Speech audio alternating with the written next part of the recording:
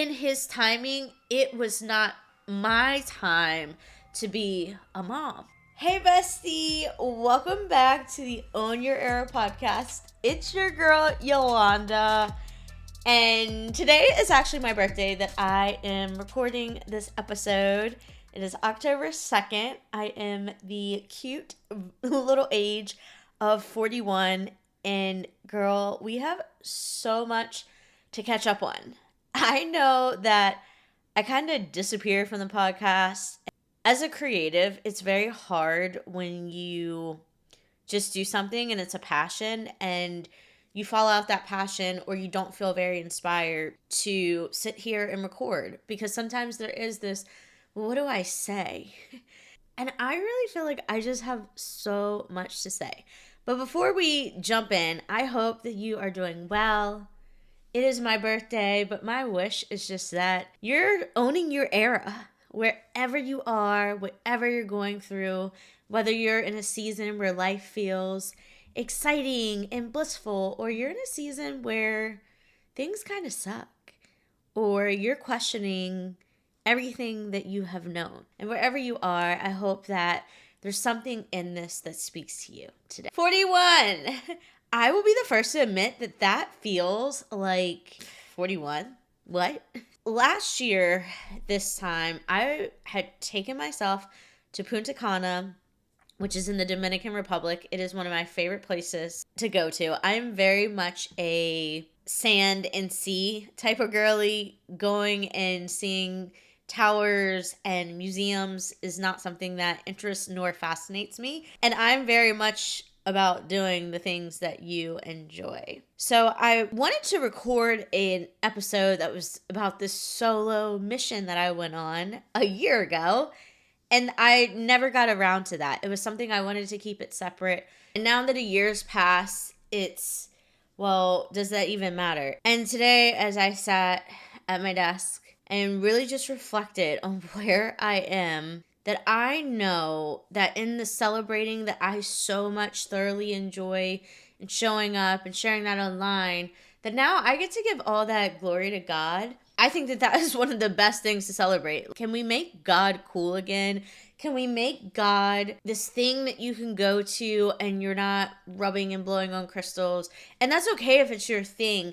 I just know that in the relationship that I've formed, having people that would openly speak about their faith was so impactful for me. And I just hope that in sharing my story and my journey, that maybe that's very impactful for somebody else, because I just needed somebody to go first, or to show me that, hey, this is a thing and you can believe in this and it's amazing. So as I'm sitting here today at my desk, and I will be 100% and tell you that I put this 2.5 minute reel, it was about a 4-minute video that I recorded.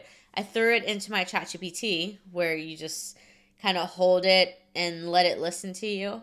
And I was like, I have a problem. I really feel inspired to restart my podcast, or to at least record an episode today and reflect and share. But I don't know what to talk about. It was like, girl, and that's how it talks to me, you have an episode in this reel that you recorded. And if anything, I need an outline, because for anyone that may not know, I am 21 weeks pregnant. And I am a big mama. Like, we're going to sit down and we're just going to talk about life and where I've been. Oh, and also we're engaged. There's a ring on the finger. We're building a house. There is just so much that has transpired from last birthday to this birthday. And I've been emotional, Emma, on my birthdays most every year. And specifically, it started when I was about 16 years old. I think I was on my period. It was high school. And I just remember crying and feeling that I was getting so old at 16. Oh, if I could just go back and hug that little young innocent girl. Because I'm 41 and I'm pregnant, and I feel like I am absolutely rocking this. I feel cute pregnant. I have my complaints about pregnancy. And then at the same time, I am just so grounded in the fact of this being God, that we're just, yeah, this is just why we're here. So as I mentioned, last year I turned 40, and inching up to this big milestone of a birthday, I just kept having this overwhelming sense of, but as my birthday was inching closer, I just kept having this overwhelming, I want to be by myself. I don't necessarily want to be around a bunch of people, make a big deal about my birthday. There was just something about wanting to be alone, and I could not understand it. Financially, I had the money, and I was like, yeah, I'm going to go. And so I booked a very nice resort in Punta Cana, traveled there alone. And I wish I could say that I had this big awakening while I was there, but it was all these small little steps that were going to have such an impact on my journey that I could not see that in January of last year or February. And now just being separated from that, where it's been 9 months almost since I really came to Jesus, that it's like, okay, now I can actually talk about this. And then makes sense of talking about the travel. And kudos to me for that, because it's often when I'm in an experience, I tend to want to share it very quickly before I've learned my lesson or learned how to paint it. And I don't think that's a bad thing. It's just something that I've been in the habit of doing. And now it's more, instead of sharing the wounds in my coming to you today, and not always, because you know I be keeping it real, girl. But today I feel like I am coming to you with more of the scars and the living proof of, this is what I walked through, this is what I've been through, and here we are today. And the here we are today is not perfect by any means. There are certain things that I've been putting off, and I just keep going, oh my gosh, like, I know I've got to take care of this, and like tomorrow's got to be that day. Or yeah, I don't know what could happen. I don't want to find out what happened. I have some things I really need to take care of. Coming back to being alone on my birthday and why I didn't want to be celebrated, because that's something that can be really hard to sit with. And I wrestled with it so much of, I'm going to turn this big age of 40 and I am going to go and do that by myself. It made me feel crazy. It made me question myself, but I am a little bit of a loner. So there's that. And I just was going through this transformation, and I feel as though it required and it begged me to get still and to lessen out a bunch of noise and to just figure out who I was becoming. God had been calling me since that summer, and I could not understand what I was feeling. And if you listen to the podcast, I've talked about this, and I talk about it often, that there was just this overwhelming, I want to go to church. And I fought that just as I fought going on that trip and celebrating myself alone for my 40th birthday. I fought that. And now I feel as though what God's really taught me is like, girl, just lean in. But here I am fighting my to-do list. I do feel like God puts people in place strategically. And maybe they're there for a long time. Maybe they're just there to get you over the hump. Maybe they are there and just their presence gives you permission to do something that you have been wanting to do. I love being so open about how I've come to know God, because there were so many people before me that were so open about how they knew God. And I just was always in awe of that. So I do feel as though that as God started calling me to go to church, and it took me probably like 2 months to just break down and say, okay, I'm going to do this. I'm going to go to church. I'm going to get out of my comfort zone. This is going to be really weird. And I remember I had rented a Toro, because girl hasn't had a car for 8 years, honey. I rented that Toro, and as I'm driving there, I documented just how I was feeling, not understanding it. And I'm so glad I have this. It was September 4th, 2024.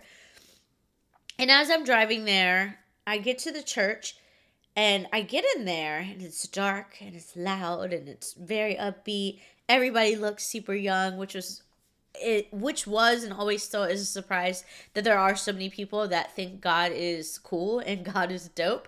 And I just remember crying. Overwhelming crying, and I was just so overcome with emotions, and it's like, where's this coming from? I've never voluntarily gone to church outside of it being a funeral or a wedding. And here I am in this space, and something had happened, and I do believe at this point it's just the Holy Spirit. It's how like he moves you. And I kind of still wasn't like, oh, I love this so much, let me jump in and come to church every weekend. But it took a little bit of time. But in January, that was kind of my coming to moment, that there were some things that happened in my life. Ralphie was kind of unexplainably sick with sneezing, which actually, Ralphie still kind of has a sneezing here and there, and I really think it's more environmental than it is anything else. So that's the little T. And I just remember in a journal talking to God and saying, I don't know if you're real, but if you have to take my dog from me, I'm not going to understand this, but I'll trust that you know what you're doing, or something to that extent. Ralphie's okay. Obviously, he's going to be a big brother very soon. That's going to be real fun. There was a weekend that I went to church, and I sat next to this lady, and I feel like she was strategically placed for a reason. No other reason but for me to raise my hand and say yes to Jesus. And I've shared about this story, but I just sat next to this woman. She came in after me. We had to like scoot in. I was recording because this is when I used to sit in the very back of church. Your girl sits either front row or second row, okay? I am in the house of God, all right? And I love it. And I don't always know the words to every song, but I am second row every Saturday for the most part. Although last weekend I went on Sunday. And I just feel like this woman was placed there, and we had just such a short exchange, but it was in her presence that I felt this, I was supposed to be there, and I was exactly where I needed to be. And I don't feel like I've ever seen her again. I don't know if I would know her face, but I just remember having this exchange with her, her bigness, her boldness, within so few words, really inspiring me that it was okay for me to raise my hand and say yes to Jesus. And then literally the next day I'm losing my job, and just so much started shifting after that. So the fact of being engaged, being pregnant, not really having steady source of income right now at all, but somehow, and kind of late on some bills, but somehow still staying afloat blows my mind. But it is God's unwavering support, and also in the sense of when I've stopped fighting things, that God just comes through, if that makes sense. And he is not a magician by any means, but it just is when I have found myself worried about something, that he comes back and he just says, nope, girl, I got you.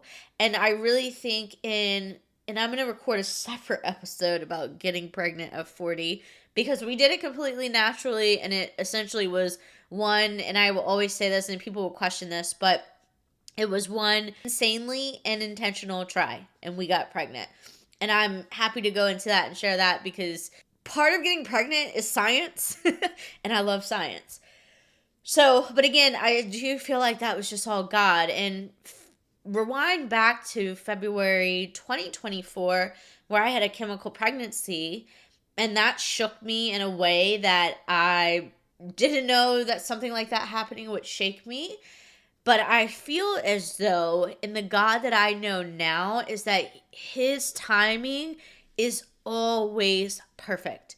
And that I have come to this place of being able to trust that so stinking much. In his timing, it was not my time to be a mom. It just wasn't. And I really do feel like, because that was February, beginning of last year, it was really just God waiting for me, like, girl, I'm over here knocking on your door. Can you open it? And I just had no idea how to open it. And there are things, and I've talked about this, how I fasted this February. I talked about how at the end of 2024, I really started having a lot of just things I couldn't understand. Friendship groups falling apart, people's true colors being exposed and very in a not so great light. finally ditching the vape. I've almost been nicotine free for an entire year. And that was something that felt so hard to break. But when God comes to you and you stop fighting, it just is like this. And it's not always instantaneous, but the way that things will change in your life, or the actions that you start to take in your life, will just feel so drastic and so different from anything else that you've ever done before. 100 stinking percent. But I say all that to say that I feel as though that solo trip that I took was just God's way of quietly, in a way, not this slap, not this big shake or this big nudge, but his way of slowly getting me to him, slowly pulling me closer and closer to experience things, to stop fighting things, to surrender. And that word is so like surrender, but also to surrender to him, to give myself to him. And one thing that I will say is that in knowing God at this point, as somebody that's been very open about psychics and Reiki and doing all these different things, I was searching for something and I didn't know what I was searching for. But now what I believe I was searching for was an exhale. It was somebody else can take this burden. Somebody else can carry this weight. Somebody else can take this resentment and this hardness that I had in my heart for my father. That gets to be somebody else's. And when I have really come to God and figured that out, I have that exhale. And it simply is all in all this stuff that I've openly showed you as the years have gone by, this unfolding layer by layer by layer. I will say I'm pregnant. I am up almost 25 pounds from my normal weight, and I have never felt so, just maybe it's a glueless wig, but I don't know. But I've never felt so confident and sure of myself. I've never felt so excited about my changing body and embracing all these things that is motherhood, and all these things that are something I personally was so out loud that I'm never going to experience, that's never going to be a thing that's going to happen to me. Like, absolutely not. And here we are. I can tell you that at 41, I feel like I've found that exhale. Because in my exhale, it lives in the fact that I know who Jesus is and what he did on the cross, and that the things that I have done in my past, the sinfulness I have held, I'm right now having a child or got pregnant outside of wedlock, but that those sins, not that I'm saying go openly sin, but that I've said yes to Jesus and knowing who he is, and that he died on the cross for those very sins. And I'm sorry, Jesus. We're going to do better. We're going to do better, okay? But in knowing him and in knowing what he did and having a belief in that, understanding who the creator of the world is, and then knowing who the creator of you and I is, or you and me is, that is the game changer. That has literally changed everything. So when I look at it today, fast forward, 16 and pregnant, 41-year-old edition, and I'm engaged. I have this great man that I don't post about on the internet, rebuilding my business, and so excited to experience just this life that I never thought that I would have, that I never felt I was worthy of, and being able to share that with other people, not to boast and to brag, but first and foremost to give all that glory to God, to show you how he's worked in my life when I said yes to him. All these things that I know are because of God, and I get to give him all the glory. And at the same time, when I'm sharing these things and these wins and celebrating life, it's ultimately the celebration of God. And that, to me, is so freaking cool. And I love sharing that. But I had to teeter because I was down this, like sometimes you do something, you just like, boom, you're just head on in it. I was so head on in it, and I had to find my way of how do I share? Am I supposed to talk about God all the time? Well, I probably do talk about him at some point every single day, but that's not what all of my content needed to revolve around. And it was just this, I've been in this like murk of just trying to figure out where my balance is. Hello, I'm a Libra. I know we don't really believe in zodiac signs at this point, but and also it's just part of this. I like and will always try to find a balance in my life. And I'm going to be 100. Just because you find God, you believe in God, and you trust in him, and you have this faithfulness, it does not mean your life is now without struggle. But it does mean that you will walk with a peace that you have never had before, no matter what the future holds. Even in the anxiety, I cannot tell you how anxious the thought of being a mother makes me. And then also knowing God's got a plan, one that I can't see. It's my job to sit back and to trust him. Coming to God and knowing who he is single-handedly one of the best things that I've ever done. And I understand how church people might come across, or people that really love God and are open. And especially if you're in a space where that feels a little weird to you, I totally get that. Because I used to have people say, when I came about and I started sharing my journey, because I did a fast and kind of disappear from the internet. And it was almost 3 weeks. And the longer I stayed off, the easier it got not to want to come back. But I don't know, I got a bigger purpose, so I need to be back on the interwebs.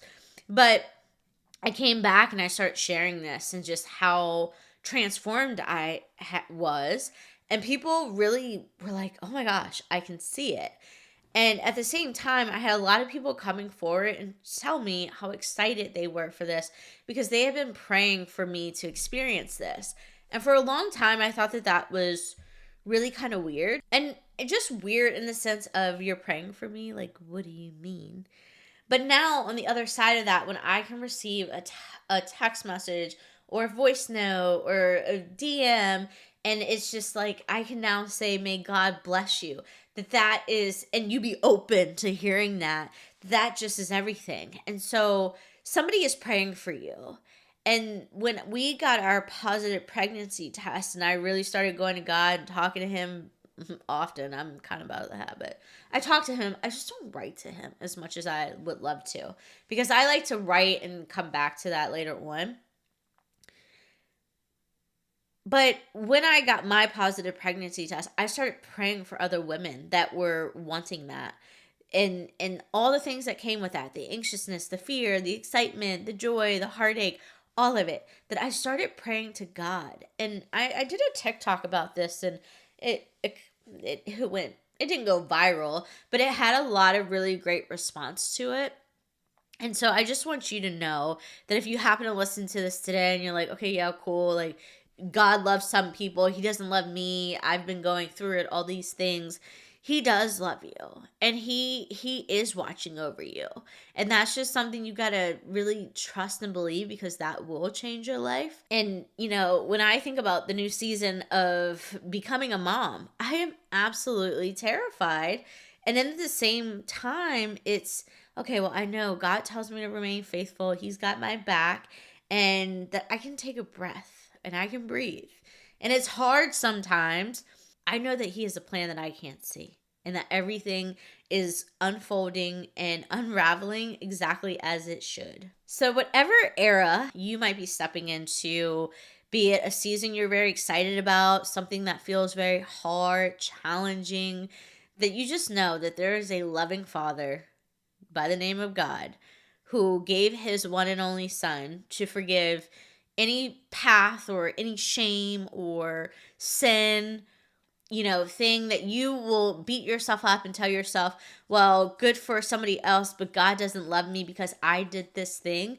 That just knowing, no, he does not feel that way about you, and that you can be forgiven for whatever you've done. Just whatever you're going through, that you're not walking that alone. And sometimes it just looks like opening up that dialogue of, hey, I don't know who you are. I don't know if this is real. And you just start talking to him and watch how he will show up and he will show out. Again, not as a genie or a magician, but he is there and he is so faithful. So I am want to wrap this up. Happy 41st birthday to me. It is so crazy to think about. My fiance and I actually have a birthday that are a day and a year apart. So he's separating his milestone birthday in Utah. And so he's turning 40 and we've been together for 3 birthdays, but we've only spent one together. And it's just going to be even more powerful and exciting to have that birthday next year. And we're going to have a little baby running, or I don't know if it'll be running around, if they'll be running around just yet. I've not revealed the gender and I don't think I'm going to. But if they're going to be running around or crawling around, and just that our lives are going to look so stinking different than how they look right now. But that is life, guys. The chapters are supposed to change. So happy 41st birthday to me. If you wish me a happy birthday, thank you so much. I love that you are part of this journey and just being able to share and be raw and vulnerable and open up to you. And I am forever grateful. And I don't want to put I'm going to be on the podcast and showing up all the time, because my life is about to get crazy. But I love you, and I will see you when I see you.